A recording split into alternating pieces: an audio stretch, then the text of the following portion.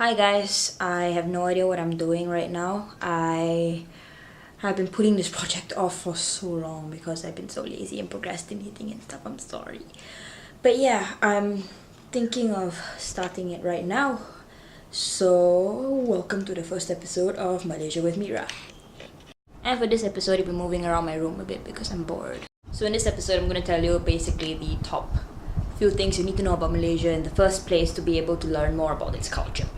So firstly, you actually need to know where in the world Malaysia is. And there we have it. That little red box over there is Malaysia compared to the rest of the world. So if you zoom in, it looks something like that. Malaysia is divided into two parts, which are separated by the South China Sea. First being known as West Malaysia, and the second part known as East Malaysia. So although we don't really need to know about this aspect of Malaysia, I'm just going to tell you about the different states we have and what they're called and where they are on the map of Malaysia. So the little map you have in front of you right now is called West Malaysia or Peninsular Malaysia as we call it. So the states we have on this part of Malaysia are Perlis, Kedah, Penang, Perak, Kelantan, Terengganu, Pahang, Selangor, Negeri Sembilan, Melaka and Johor Bahru, with the capital of Kuala Lumpur being in Selangor. And now we go to East Malaysia, which is on the other side of South China Sea on the island of Kalimantan.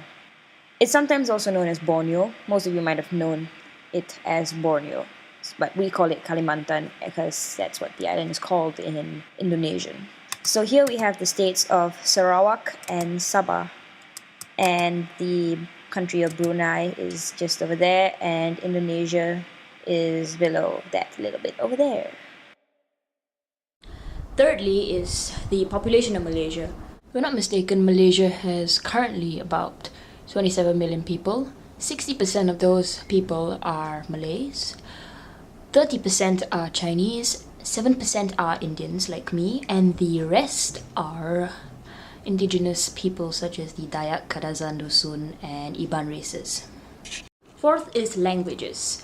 Our national language is Malay because the largest population of people in Malaysia is Malay. But the Mandarin people speak Mandarin, Tamil people speak Tamil, and each of us have our own sort of native language for ourselves. Even the indigenous populations have their own Ibanese language or Dayak language and such. Fifth is money. Our money is known as the ringgit, and most of them look something like this. This is a 1 ringgit note. One of the common factors of all the banknotes in Malaysia is this dude here. You see him? He was the first king of Malaysia, whose name was Tuanku Abdul Rahman. And all banknotes are about the same format as well. You got the king here, the value of the note here, and if you look into the light, you get a little ghostly king over here. And at the back, each note has its own little design. Like this has Mount Kinabalu and a traditional kite. If you look closely, it's more of a port town and such. Sixth, we've got how our country is run. So basically, it's very similar to how England is actually. We have our king, who is known as the Agong or the Yang di-Pertuan Agong in Malay. And we have a prime minister who heads the cabinet of ministers. Just like the Queen of England, the Agong doesn't really do much. He's actually more of like a spiritual leader. He's the head of Islam in the country, and he's the sort of head of the army, pseudo head of the army and such. Whereas the prime minister, just like in England, holds the utmost ruling power of the country, and he has like subordinates to help him carry out his job, just like in any other country in the world. And there's one thing I really promise not to talk about in these videos is Malaysian politics, and I think I'll just stay away from those right now because it's a really touchy subject. Our flag is called the Jalur Gemilang, which essentially translates to mean... What does it mean again?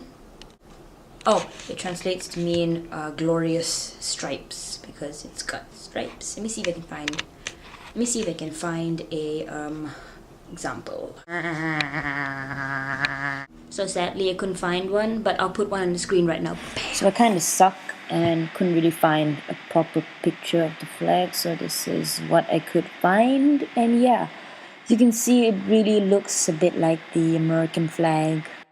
It has 4 main colors, as you can see: red, blue, yellow, and white. And I'll tell you what the colors mean and what the symbols it's supposed to symbolize and stuff. There are 14 red and white stripes, each symbolizing each and every one of the states in Malaysia, including Kuala Lumpur, which is considered a state. Red symbolizes bravery and white symbolizes purity.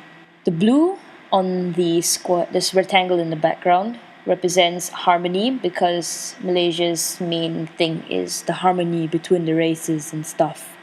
So yeah, blue represents harmony.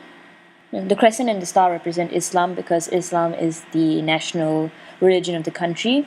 And if you look closely, the star has 14 spikes, if you call them 14 spikes, again, each representing a state in Malaysia. How do you say this? The yellow is the royal color of the sultans and the Agong of Malaysia. Religions. How do I say about this? Our national religion is Islam, obviously. But we, of course, have other religions like Buddhism, Hinduism, Christianity, and the indigenous people have their own sort of beliefs and customs which we don't really understand, but we just are cool with it, bro. And that's it, I think, for this episode of Malaysia with Meera.